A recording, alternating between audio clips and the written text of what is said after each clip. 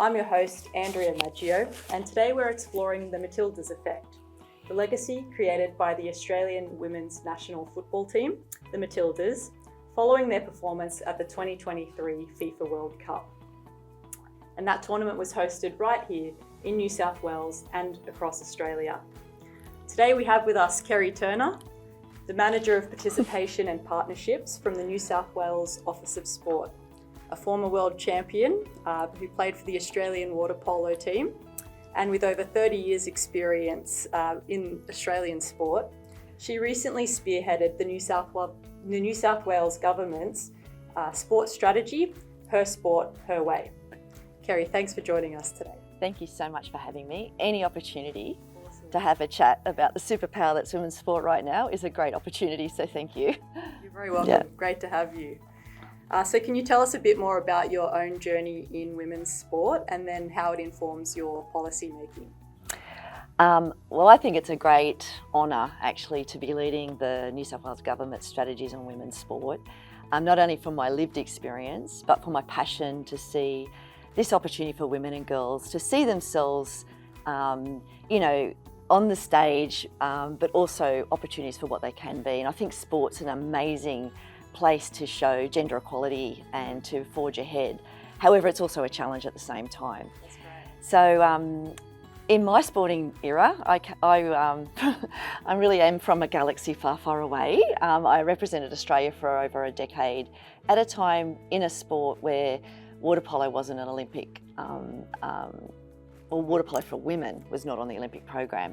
So as a really young girl, every 4 years I'd turn on the telly and just see women playing sport, and it just didn't happen any other time bar the Olympics. Yeah. And I was so inspired and I just fell in love with these women. I just went, that's me, I identify.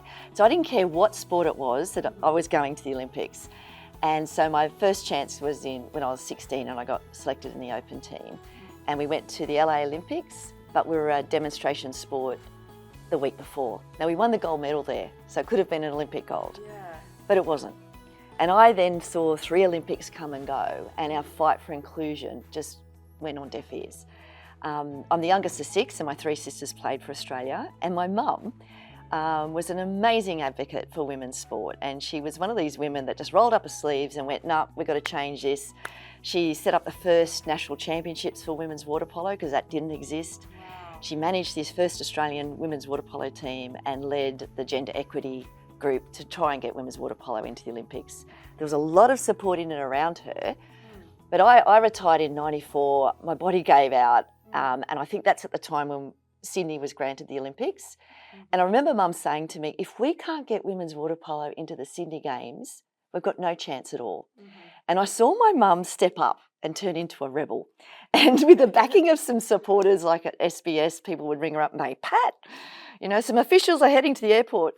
We all donned our cozies and had placards and demonstrated and made a lot of fuss. And 2 years out from the Games, I remember Mum ringing me and said, you won't believe it, we're finally in. Amazing. And so with her passion, I think, is in my DNA. Absolutely. I know. You're making me emotional. Yeah, because you probably weren't even born then. Were you born then, Andrea? I was born in '94. Oh, well, you would have felt you would have seen the women's team win that gold medal in Sydney. Yeah. And that could have not happened because we had to fight for the right to be there. And that team, which is half of my colleagues, on all of the water polo players prior and now in the future, just was so grateful that happened. And I think that story is replicated across all women's sport. Absolutely. So as a policy maker and working in government, in 2017, when I could see there was visibility around women playing professional or predominantly men's professional sport, which is what professional sport kind of is, I could see the AFLW starting, the NRLW, all these W leagues. I thought, like my mum, this is the time to actually amplify, get our ducks in order as government and to try and build on this momentum. And I'm so grateful at the time, the minister at the time and our CEO backed the idea of a women's sports strategy. And I'm really proud that we're now at our second strategy, like the big sister of Her Sport, Her Way, and the investment has been massive. But it's all about working not only as government, working alongside sport, academia, schools, brands, investment, and any advocate in women's sports space. It takes a village to create change. Absolutely. And so, I mean, that's my lived experience, Yeah. and I'm just so grateful I can put my policy making skills to fruition. I've got a great team around me, a great department. So the Office of Sport is really open to creative thinking and to allowing us to, really work with some innovative partners here.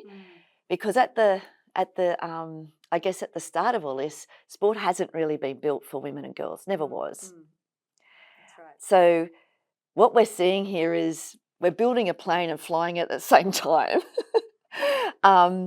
And also there's a lot of shrink it, pink it that's been going on for many years. So what I love about big tentpole moments like World Cups on home soil is they shine a light again on what we need to keep working at and how we need to keep changing. Yeah. And it also shines a light on the opportunities that exist because it is new, it is different. Things like research. We're females, we're not mini men. So the design of our boots, the design of our uniforms, our training techniques, it opens up opportunities for exercise scientists to step in now and really reshape that. So we're continuously reshaping the landscape, but in amongst it, because I'm really positive there's opportunities in it. I love that it's different. Yeah. I love that it's really yummy. And I love that Australia fell in love with the Matildas because it was sport at its most wholesome. Absolutely. Well, thank you so much for sharing that. I mean, I just feel as someone who was caught up in all of the momentum of the Matildas, and I am someone who's followed their journey and has seen, and heard some of those stories as well, for how they fought to be, noticed and to have a spot on the playing field. I just think it's so wonderful to hear just really the blood, sweat and tears that not only goes into becoming a professional athlete, but for a female professional athlete to get that place on the world stage. And so, as we've sort of said so far, it's just, it doesn't happen by accident. No. Obviously, there's an actual strategy that's, gone in behind the scenes to be able to get that amount of attention. Can you tell us a bit more on your take on the strategy that went into the Women's World Cup getting so much attention? If we wind back the tape, just remember the FIFA Women's World Cup happened in 2023, and that's off the back of COVID, which shut the whole world down, and it really did shut sport down. So it's really amazing that it had such commitment and leadership behind it, because at the time of getting the FIFA Women's World Cup, Football Australia made a strong commitment to backing the Matildas and actually giving them equal standing in terms of pay. And so to have an outcome like they did, everything had to be aligned. So when I said sport really got shut down, people were losing jobs. It was really hard to go, okay, here's what we're aiming for, and we're all in. So everyone from the cleaner through the CEO was spruiking, this is what we're doing, this is how we're moving towards this moment in time. I loved that happened in that sport. I loved seeing that it was an aligned strategy and a will for this to be the most successful outcome for the Matildas and for this country. Because getting a FIFA World Cup is really hard. It's a global game, it's huge, and everyone in football knew this was going to be a massive moment in time. I also loved how clever they were in crafting their partnerships, because their suite of brands and investors was really unique. Everything from Lego, which is a major international brand, right through to Colette was selling really cute, quirky bags. They got the fashion side right through to creative play. And one of their biggest partners, CommBank, has really repositioned the ROI around investment for women's sport. And I love that. I love that there's now new ways of looking at ROI when it comes to women's sport. It's always been eyeballs on broadcast, but when it comes to the women's game, there's a different value proposition. There's a new audience. They consume women's sport in a different way. And what I loved about the Matildas, it showcased that, there's a growing fan base, and the fastest fan base or the biggest growth is in women's sport. They say the future of fandom is female as well. And I think what was really wonderful is that, all of us in Australia fell in love. It was we fell in love with the Matildas. We fell in love with this wholesome version of sport. And I think, there was smarts behind the aligned strategy within football, the aligned strategy within government. So really making sure that what's needed across the country, particularly investment in, facilities and grassroots programming was really on message there. But as the tournament advanced, anyone that went to one of those games went, this is professional sport that is dished up differently. I am dancing. I'm having fun. This is joyous. And I'm really adoring these finely tuned athletes that are really connecting with me in a new way. I love the Netflix series that was how good was that? Oh, I loved it. Yeah. It was a fly-on-the-wall moment. It was a moment to shine a light on high-performance women's sport. We saw Katrina Gorry with her little girl, Harper. She became the 24th Matilda. Yeah. And it showed that, as women, motherhood can be a performance enhancer. And if you want to create an environment for high-performance women to thrive, you have to put them at the centre of the planning and cater for this. I love that in Melbourne, the La Trobe University got behind the first female-friendly facility, and it was the Matildas facility, and it was designed with female athletes in mind, so that the change rooms and that they were sort of built for her, designed by her, and it showed that when women are in the middle of the planning, we can actually change that high-performance environment. But yeah, that Netflix doco showed how hard it is to perform at that level in the world of football, and they weren't winning. None of them were winning in the whole strategy to get towards the World Cup. But we also got to know the players. And from 2020 to now, I think female athletes are really connecting with audiences like never before. Yeah. I think they're the cultural shifting heavyweights of the modern era. You just like all our athletes in Paris last year, our women, they were connecting, they were bringing people into their high performance moments, media savvy. The Women's Rugby World Cup just a couple of months ago, 1.1 billion engagements on social media. Wow. We were drawn to their stories. They are resonating. They are connecting with a new fan base, which is 50-50. It's not all female, but the biggest growing fan base of female sport is women. And I just think that rich storytelling is absolutely wonderful and very clever. And going back to the Matildas, I think that final against, England,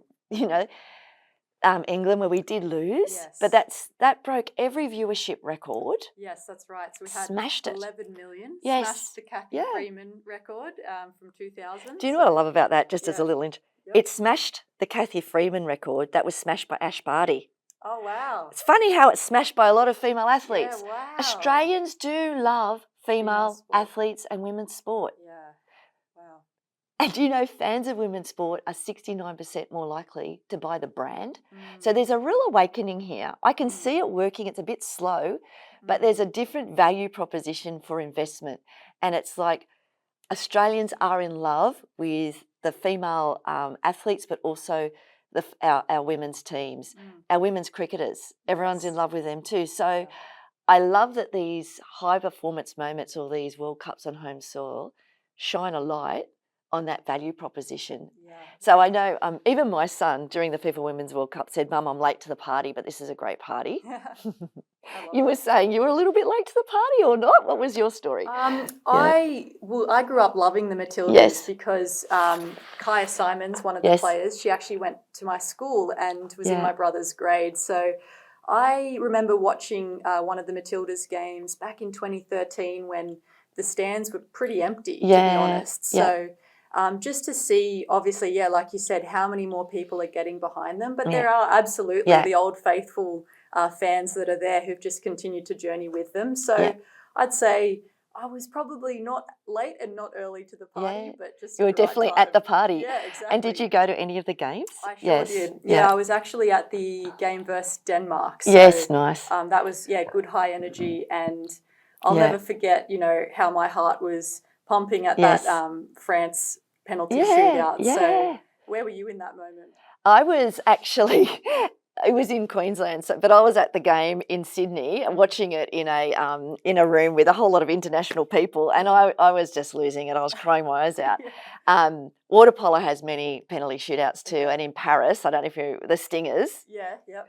To get to the grand final match had 3 of those moments. So I think elite sport is really whoever's breathing right in that moment is going to get across the line. But nothing will be quite like that penalty shootout, and that last goal just sent Australia through the roof. And I loved all the footage on social media that everyone on a plane was watching it. The Wallabies were watching it, and it was really glorious. And that's what sport can do. But it's something really yummy about women's sport. And if I may, just to go back to 2020, because I think COVID's been horrendous in so many ways of shutting everything down. Sport was a great place to keep breathing and to keep connecting. The T20 Cricket World Cup was an amazing moment in time as well, because if you remember that final on International Women's Day was at the cusp, was really the weekend before it shut down. And Nick Hockley, the CEO of Cricket Australia, challenged Australians to fill the MCG and break a record for the biggest attendance at a women's event. We got to 86,000. We didn't quite fill. I bought my ticket. I want to be part of history. I went into that arena. It was exactly like the Matildas. I got goosebumps because it was like, here we are. Everyone's loving women's sport. It felt different. It had this beautiful energy to it, almost like family-friendly carnivale feel. Katy Perry was pregnant, bellowing out tunes of women empowerment. There were dancing cricket bats, and I just went. It felt like Sydney 2000 again when I was watching this. These moments where you go, it is glorious. There's this. We've always had the right to an opportunity, but when you give that to women and we take that stage, it lights up and it inspires the next generation. A lot of young women now say they were inspired by Cathy Freeman. Yes, yeah. I still remember where I was watching that race, and I was only 6 years old. Yes. It had such an impact. Yes, and so many Olympians say that was the moment. You think of the Matildas moment and this next generation. Where were you? The T20 Cricket World Cup final, filling the stadium. These moments are so important. Like me watching the telly every 4 years. That's how crappy it was for me. But those moments of identity, of achievement, and you don't even need to be that Olympian. It's just that you see a woman being large on a stage and taking up space. Yes, absolutely. And really against all odds, like for Cathy Freeman, it was massive for her to do her victory lap with both the First Nations flag and the Australian flag. So and everyone was proud of it. I think someone was asking me the other day, like, oh, was that quite a edgy thing to do at the time? And I mean, from my understanding, it was something that I think Australians were proud of, right? I love that she kicked her shoes off and put her feet into the earth, because I think she carried her ancestors with her. Yeah. It's beautiful. Well, no, thank you for sharing. I mean, I just love exactly what you said. It's not just the viewership and those record numbers that shows the impact that the Matildas had or those other major women's sporting events, but just how it creates a whole culture. It's more than just the viewership. It's the culture that it creates and just, it really unites people. Because we have a huge challenge here. I know I just mentioned 2020. So you think of the HSC girls finishing this last month. They started year 7. They started high school in shutdown. Wow. So what have they seen? And so they've seen these monumental moments in time in our country for women's sport. So they've had these incredible uplifting moments where they've seen the visibility of women on the screens, on their social media. They've had connection to elite athletes that can inspire them. Great messages like Alona Mar to love your body and all that, really good positive stuff. But they've also been on screens and they've also had this terrible weapon of mass perfection in their pockets. And the thing that really worries me about as being a policymaker right now is that I also know anxiety and depression is through the roof for adolescent girls. 14 to 19-year-olds are experiencing anxiety and depression at the highest rates And for young girls, 79% of that is around triggers about their body image and how they look. So my biggest dream here, because I know the biggest barrier to participation in sport and physical activity is a fear of judgment. We worry about what we look like. Then we worry about our ability. And we're not going to get the skills if we don't have a go. And we also worry as women about our priorities. They're universal barriers. So what concerns me is we have these great upward forces where we're seeing the visibility of women achieving in, predominantly in professional sport, being paid, seeing more of them, always seeing them once every 4 years as Olympians. We're seeing women as professional coaches, which is great, breaking down barriers. Women rugby coaches and referees, refereeing, the All Blacks. These are big moments. But the downward forces really concern me because unless women are participating and leading and having a go at sport and falling in love with it, we know those rates are not shifting as fast as we would like to see it. And I fear that there's a generation here that's been so affected and worried about what they look like that they won't have a go. So we talk about magic wands. I want women to feel free. I want women to feel free in their own minds and not worry about what they look like. In order to do that, the landscape must be built for her, designed for her, but we're actually pushing against societal norms and stereotypes at the same time.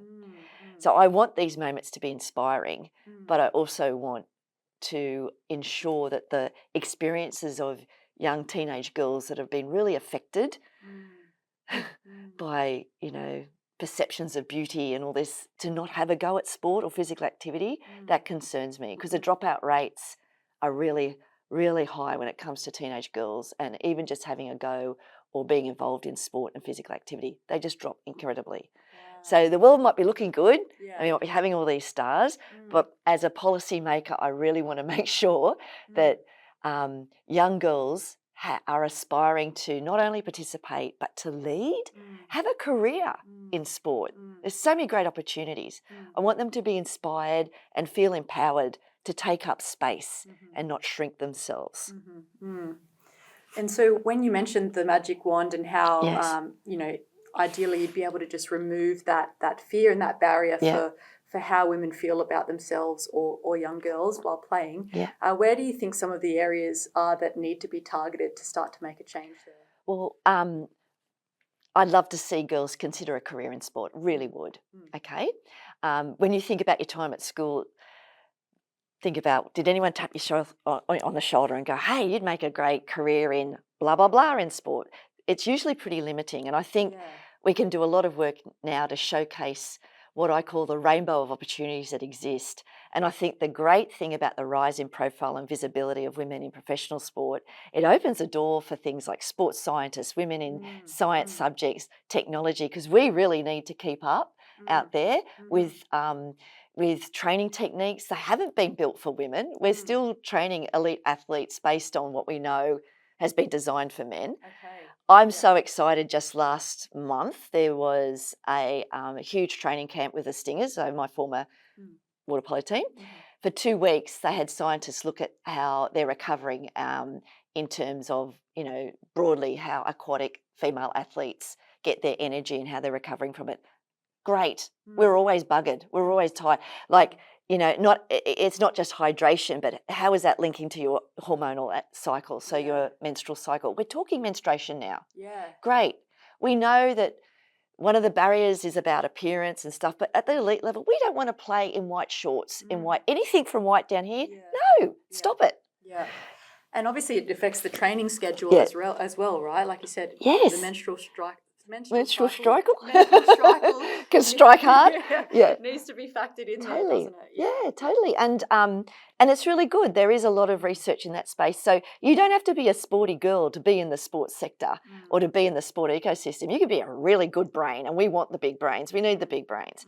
We want fashion designers. We want people that are actually looking at really good ways of making like merch more fashionable, because women want to support their fans.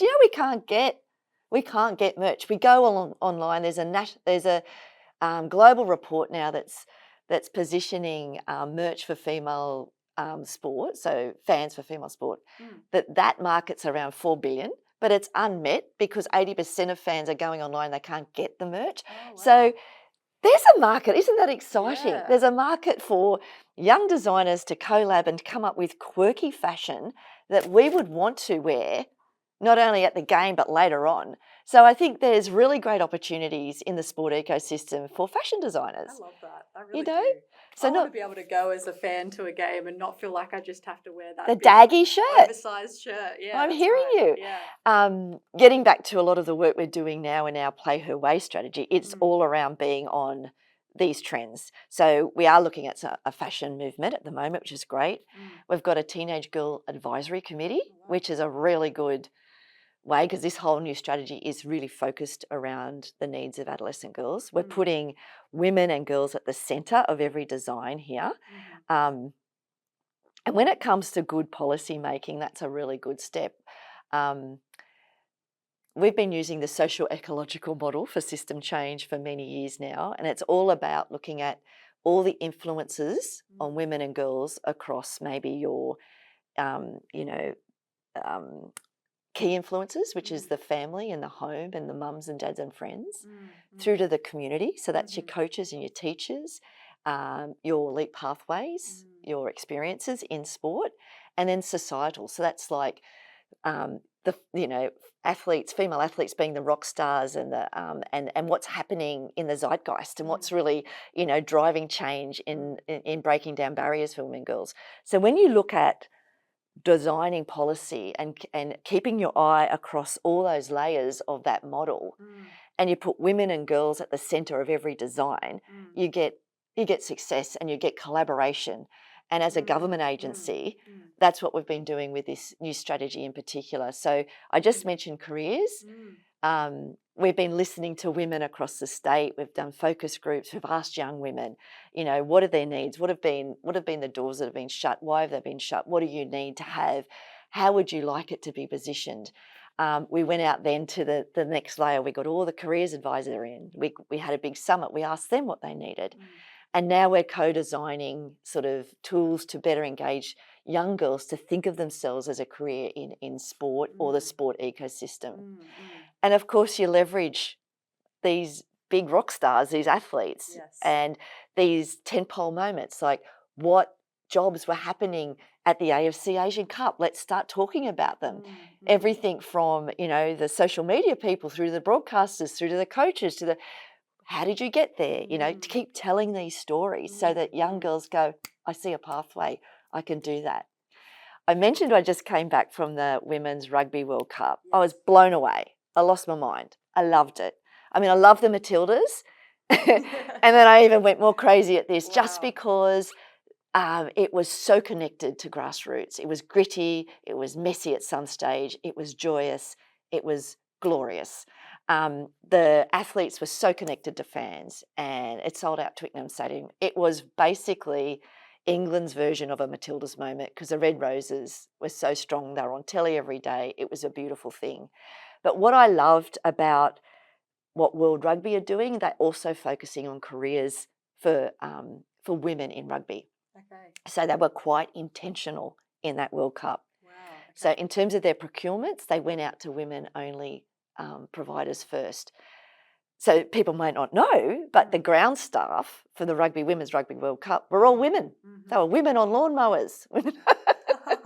So it's to give women an experience in something that's quirky outside of what you would think would be a usual job.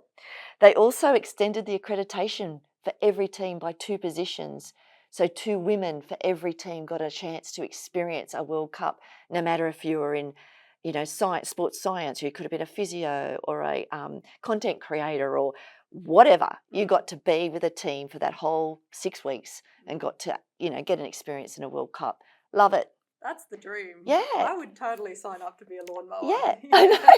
But I think that's where good strategy and planning comes to fruition. And targeting all levels, right? Yeah. If you're going to make systemic change, you need to target the different levels of the system. Yeah. And these I call them tentpole moments. It's when the spotlight's on. It's when you get to see, where's the world at the moment? What are fans doing?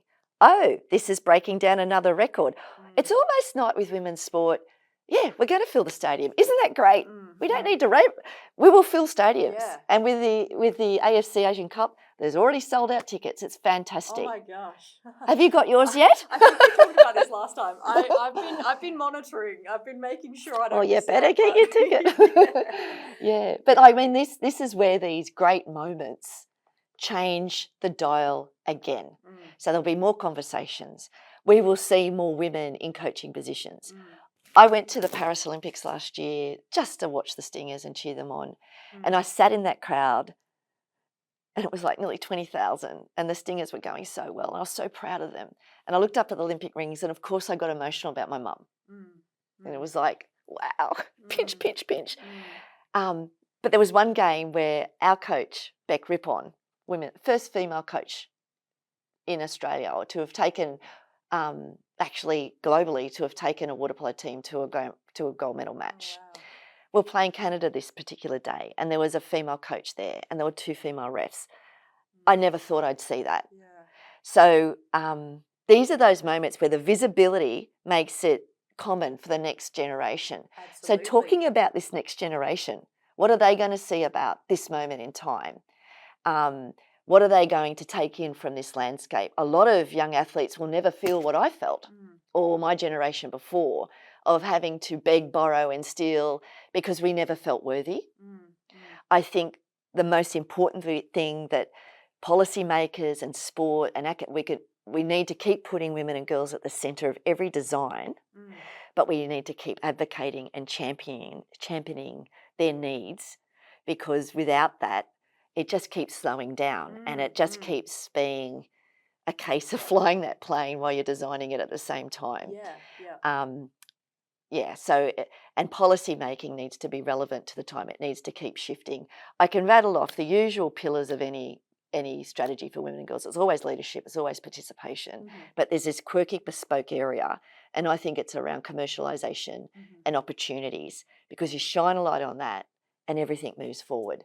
And so that's what I'm excited about with our new strategy. We're really looking at, we have run trend spotter forums in the past where we're going, here's the next trend, eyeballs over here, brands, did you know, that kind of thing. Really good, because the outdated metrics, eyeballs on broadcast, they really are. But they've been built in a different system. For women's sport to keep flourishing, it needs to be able to leverage these big moments for commercial gain. There's some wonderful new models happening internationally. I don't know if you've heard of the Angel City Football Club. I think so. Yeah. Brilliant. It's been, it's one of the most successful professional football clubs or professional teams in the world. It was set up by Natalie Portman, an actress and a venture capitalist and an investor. 3 women that got together and thought, let's shake this up a bit and design something in a different way. And that model is based on ensuring that 10% of investment in that football club within LA goes back into the community. Oh, wow, that's great. So it goes back into community homelessness. It goes back in. So smart. It's a value proposition. It's saying we're here at women's sport and we're value adding to the community. Do you know what happened there? Fan base got huge. Wow. And I think, I might get this wrong, but I think 600 million was just signed over with Disney. Like, it just shows you don't have to follow what's been done before. The unique thing about women's sport, it has a different heartbeat. It has a different engagement. Fans of women's sport are avid. They search things differently. They've been online. They're really engaged. They have to be online because they can't see it on free to air. And they're really engaged in storytelling. And our female athletes are the champions of that. So I always look through a glass half full all the time. And you've got to keep ahead of the curve and keep shining that light on where these opportunities are. So for young girls, let's shine it on careers. I want them to feel empowered and inspired to stick their hand up and say, pick me. Pick me. Pick me in that sports science thing. Pick me for that. Or I'm going to bring you a piece of research that needs to happen to stop ACL injuries in football. We know they're going through the roof. The boots haven't been designed properly and we're probably not training properly. You know what I mean? So flip it to the opportunities that women's sport has, and I think we keep moving to a really good space. It doesn't have to look the same as men. I don't like the comparison, It's its own entity.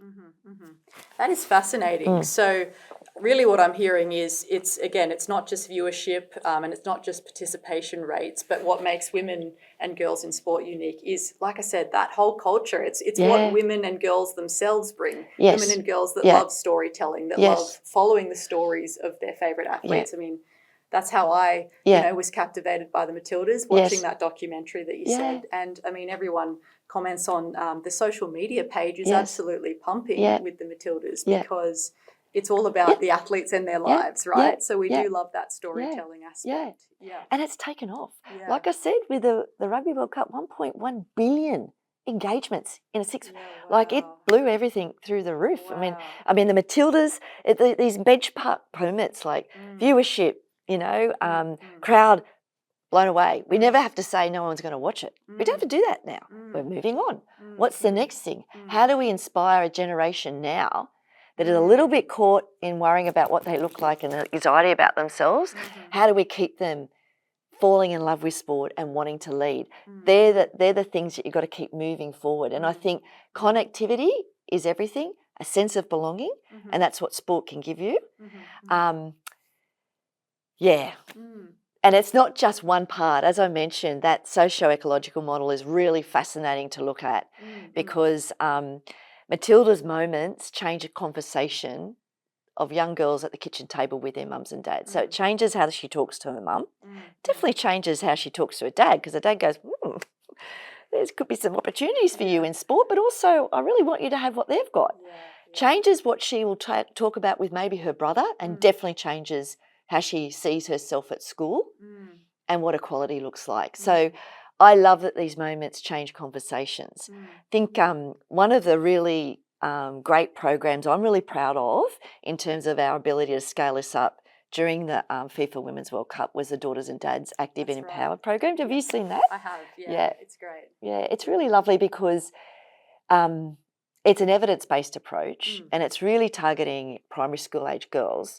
But what the evidence shows is that fathers have this unique ability and influence on their daughters' sporting skills, one, but also their sense of self and well-being.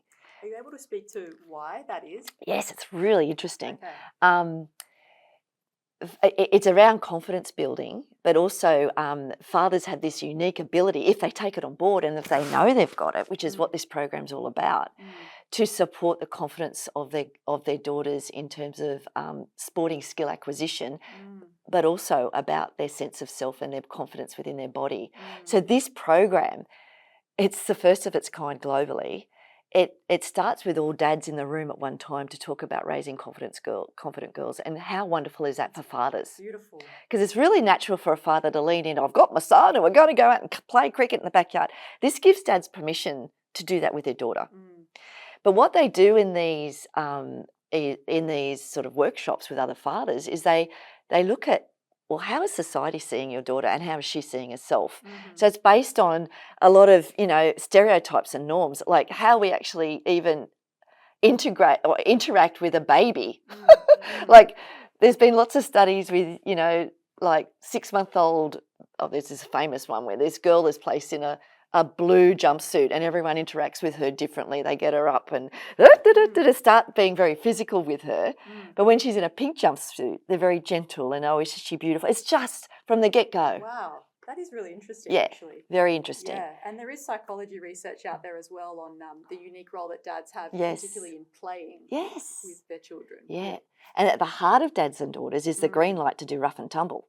So rough and tumble gets girls. So a lot of traditional sports and activities that girls get channeled into, dance, they're great, but they're all very upright and they're very core focused and we're standing upright. For a lot of sports, you need to be down low to the ground and pivoting. So rough and tumble is a concept where it's play. So it is a lot of play acting, but it's like puppy dogs rumbling and stuff. And it actually, dads learn how to do this in a really joyful way with their daughters. So in this program, they learn the science of it. So when they actually come together in their physical activity moments, they do sporting skill sort of development, but there's always a rough and tumble play component where the daughters get to beat their dad at rough and tumble play, but they're also learning some really amazing skills on how to land and roll safely. So these are the things that aren't taught because they're not playing those traditional male sports. And the sports will love this into the future because you get girls loving AFL later in life. They've actually, and they haven't had low to the ground, rough and tumble play kind of experiences. Their body doesn't know that. So there's fundamental movement skills, and then there's core skills you get. Like, okay, going back to me as a young girl, I was the crash test dummy for we used to go down the street flying on our skateboards. It was great. No one had cameras. I was in year 12 with pigtails because I was going to jump on the track. I could get away with everything, but I was developing skills through play constantly, which gave me the ability to play all these sports. So fathers generally love to play backyard cricket. Fathers have a real physical activity sort of lens. But this program gets them to understand the barriers for girls, what's going on for girls in the playground, for example, and they become gender advocates. They have quite a few aha moments, and they may reflect on how they're talking to their daughters too. Are they talking about, oh, you're beautiful, or more about what their bodies can do, not what they look like, how important that is for young women, how important that is for coaches. And it's incredibly important for them to experience it as well, rather than just be, told to. And of course that is helpful. Yes. But, again, like I said, the psychology research shows that you learn the most through experience, right? And so learning through experience what their bodies can withstand and how they can move. So with the FIFA Women's World Cup, the Dads and Daughters football program enabled dads to get excited about the Matildas, participate in this program, have resources that talked about football so they could have conversations with their daughters and have a bit of homework with them. But we also encouraged the dads to take their daughter one-on-one to a match. And I get really, it's so lovely to see dads go, I've been given permission, I have a role, I know what to do here, and I'm a really strong advocate. And anyone watching this, if you just look at the Daughters and Dads football program, there's a wonderful clip that was happening at that time, and you can see this program play out. So, look, it's evidence-based. We scaled it up in cricket as well and in basketball during those World Cups. And I know there's plenty more of that to come into the future, but I think talking about that socio-ecological model, that was exactly the program that needed to happen during that time to help the family unit embrace that young girl's mind and heart and spirit with the support of her father. Wow. Yeah. So really, there's an argument to be made that investing in women and girls in sport is, whether you love sport or not, it's an important investment that's relevant to every Australian because of the impact that it has on a girl's development and, like you said, the family unit more broadly in society. And just have confidence to have a go at anything. Yeah. If anything, sport gives you that message to inspire you to have a go. Absolutely, absolutely. I can certainly say for myself, some of the times that I've felt the strongest and most confident is on the sporting field. It's just another part of your personality that comes out and you see what you're capable of. So. And what I love too, and you would have had this, particularly with team sport, is that you've got this friendship group and you've got a sense of belonging.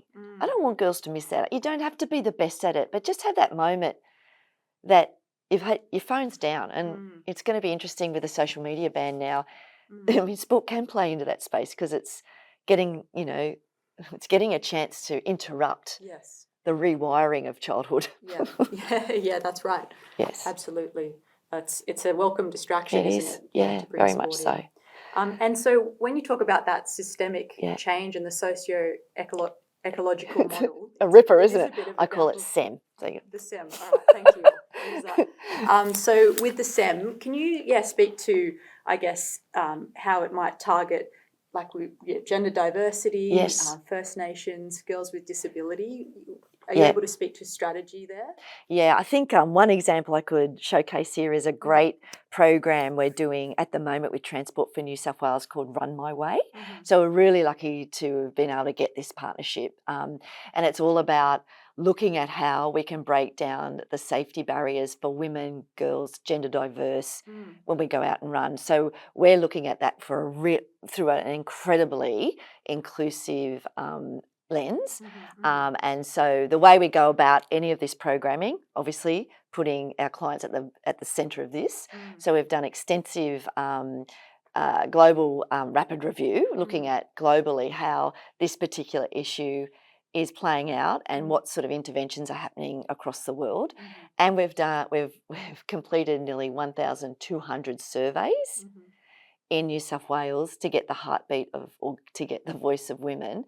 And that's been across 7 different events, from the Nike After Dark right through to the Husky Run, and an online survey as well. But we're going through all channels to run clubs. There's a diversity of run clubs now, and it's reaching all areas. Like we're getting the voices of all women. So we've been doing that with the design of all our programs, of course. So. But I just think it's a really important message for everyone is to have that intersectional lens. That's right. Yeah, I like to think it of like avatars when you go into planning. Are we really thinking of this person that has this going on in the background, this person, that, and inviting them in and to hear their voice in the design. We've just finished co-design workshops on this Run My Way project, and anyone that's listening to this, the survey's still open. It's open for another week. Probably might be shut. Subtle plug, but yeah. But it's really important to get a diverse, unless you're getting that diverse voice, you need to have it in the design of solutions. So I talk about women feeling free and safe to exercise. This is a really important project that we're doing.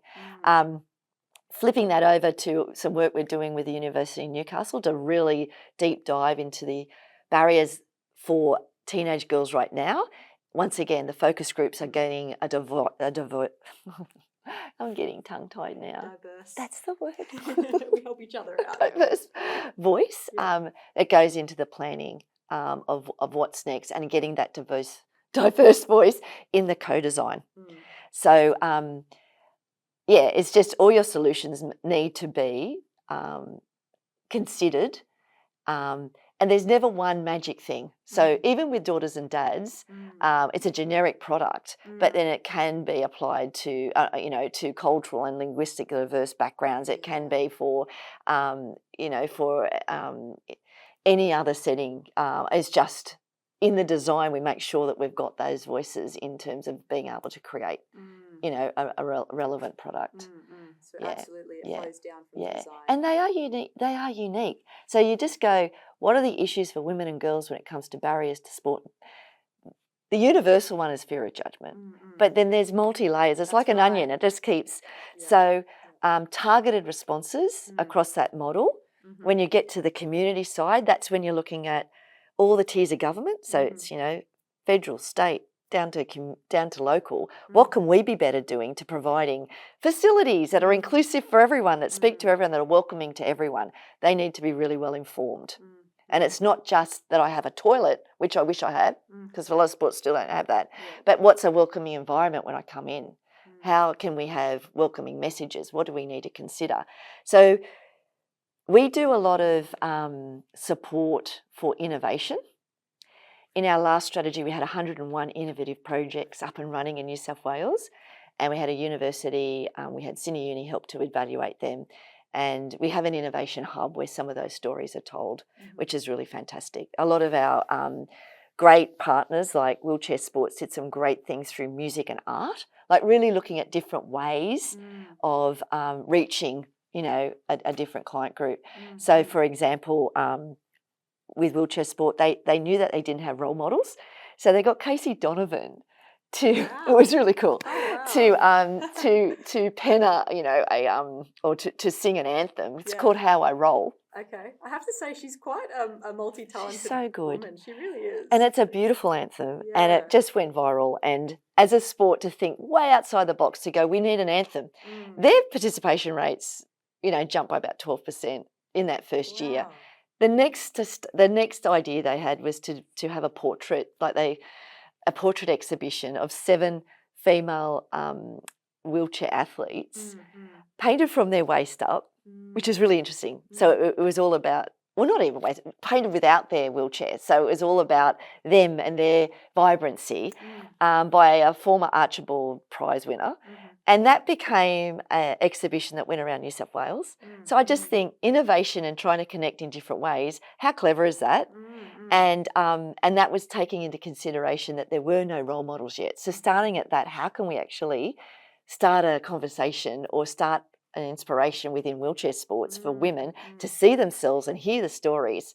So when you asked me that question about intersectionality and diversity, our partners do a great job. We've helped them and support them in that. The tools we give are the insights. We get the insights and we provide funding for their innovation, and then we celebrate it. That's been a very good approach. Yeah. I love that.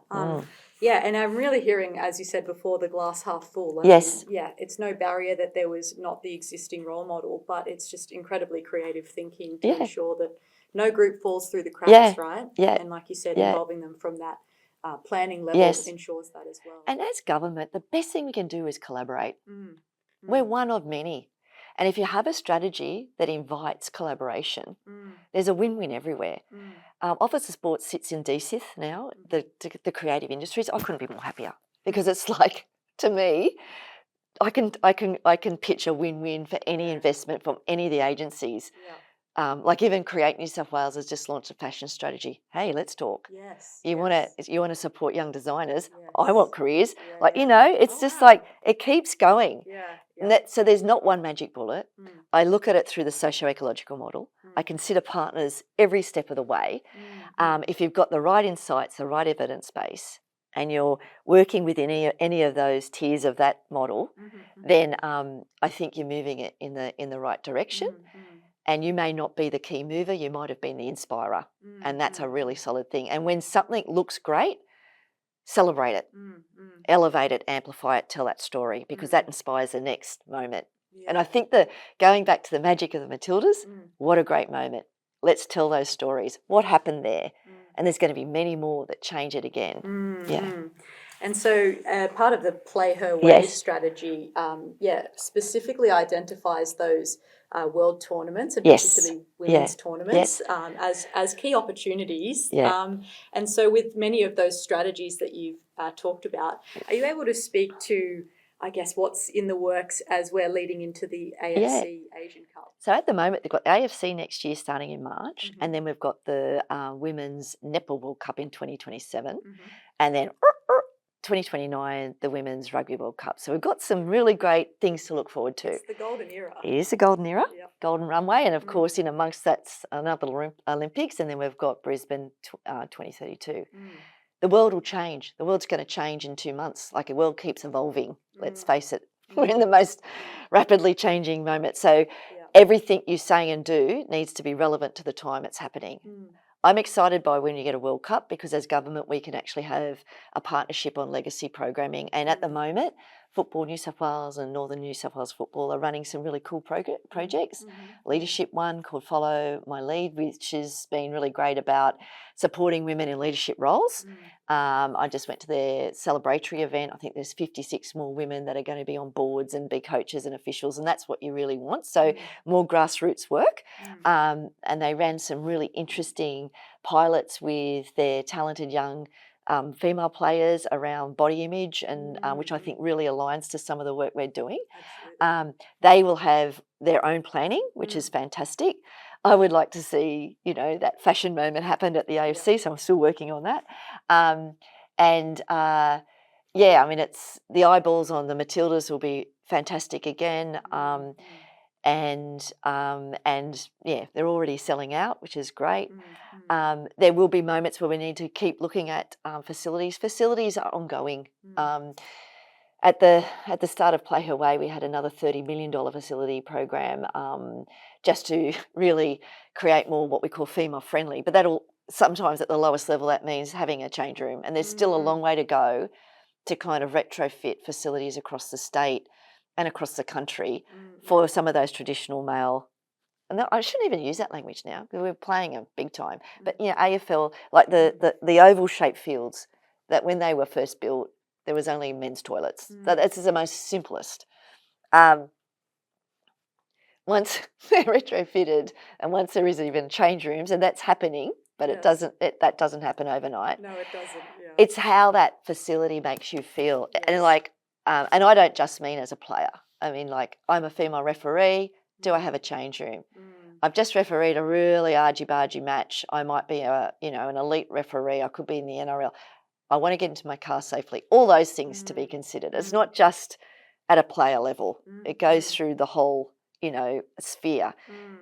Putting women and girls at the centre of the design every time across that model will help move the dial again and again. So excited about the AFC Asian Cup. It's going to be great. It's going to be best football players across Asia. It's going to be wonderful. It's going to be a celebration of culture. There'll be dancing. There'll be, it'll be everything again through a real Asian lens. And it's, come on, Matildas, it'll be great if we can win. It'll be fantastic. Yeah, absolutely. Equally excited about the next year having the Netball World Cup. That'll be so exciting. Netball's got another heartbeat to it, and it's really, it's growing in its fan engagement. And so any moment that we have a World Cup on home soil or a big international women's event is a moment that inspires the next generation and gives us more moments to reflect on where we're at. And it also gives the grassroots sport a time to link in and try and do things a little differently when it comes to girls. And by differently, I just mean design it with them in mind. Yeah, absolutely. And I know even down to the level of the change rooms, like you said, when you turn up to a sporting field and you feel like something's been purposely built, it already sends a message that I belong here. So that's targeting barriers. And even when your game's been on, I mean, going back to my era, we used to play at 10 o'clock on a Sunday night and we were the best of the best. There's scheduling. If I was to paint an inclusive sport environment, I'd say, well, what does it look like, sound like, and feel like?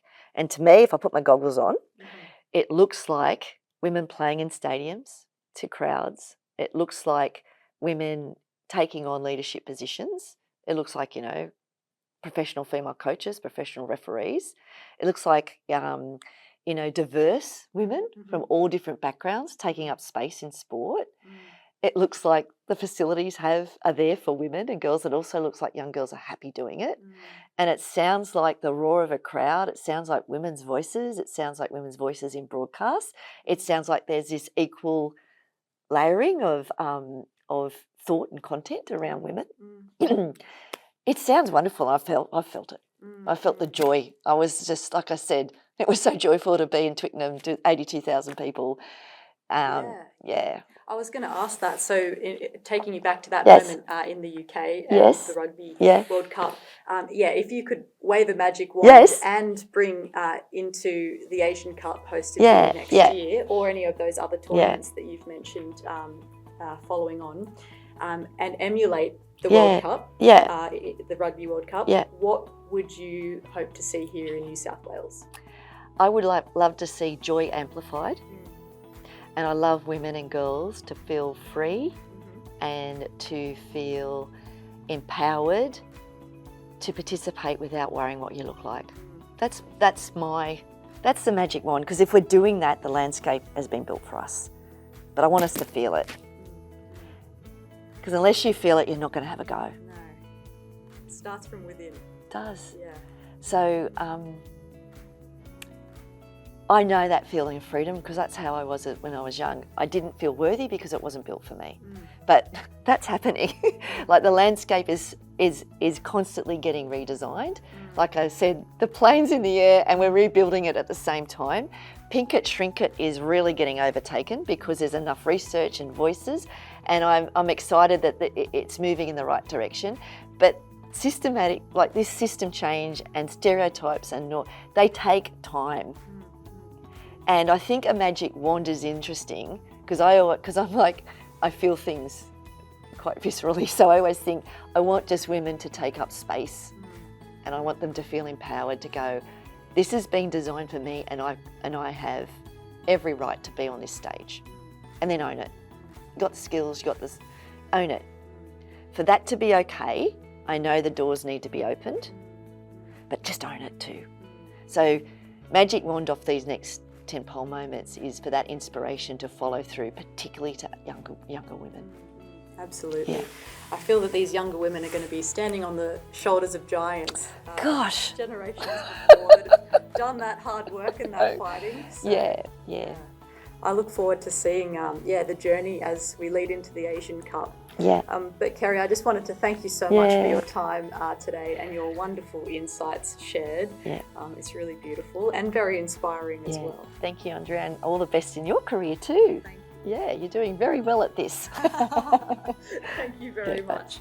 Well, just to finish up, it's very clear from today that the momentum gained from the Matildas at the 2023 World Cup is really showing no signs of slowing down. So thank you so much for joining us today, and do keep an eye on our social media and keep following along of the journey of the AFC Asian Cup and the tournaments to follow. And thank you for joining this podcast today from Women New South Wales. It's been great to have you. I'm Andrea Maggio. Thanks for listening.